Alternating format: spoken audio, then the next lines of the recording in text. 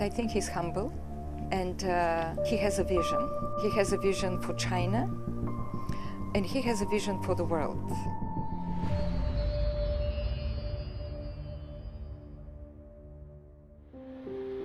Well, I did mention that first I visited China in 1995.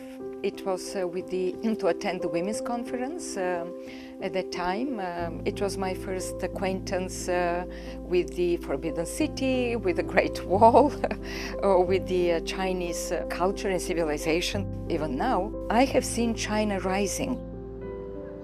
I think President Xi and I would say China overall understands very much the importance of women's empowerment. 在中国人民追求美好生活的过程中，每一位妇女都有人生出彩和梦想成真的机会。It was, of course, the summit in 2015.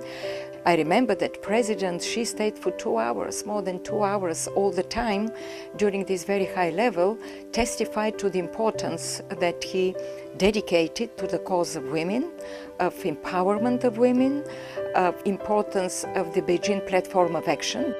I know there is a lot of support for technical vocational training for women. There is a lot of support for women in sciences. It is the fact that China is putting in the heart of its development actually the human factor. It's a human development.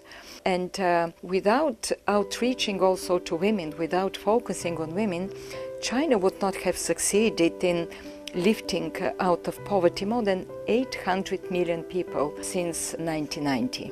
And what is really extraordinary is that with the human development reports that every year United Nations is publishing it, China is the only country that have moved from the low development country into high development country just in the span of less than 30 years.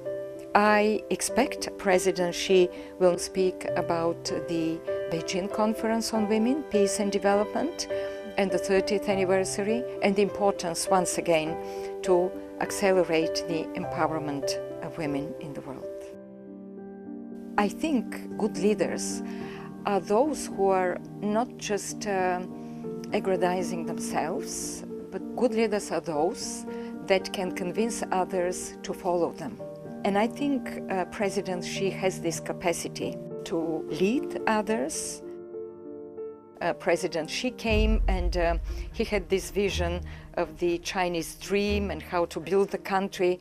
And what is, I think, very important is that when I see and when I listen to his speeches and when I see his ideas that has been different initiatives that have been launched with the time, I think what is remarkable that he understands the world, he understands very well the challenges in the world and how to lead China and to adapt policies and to make a forward-looking, I would say, strategies further down, taking into account developments in the world.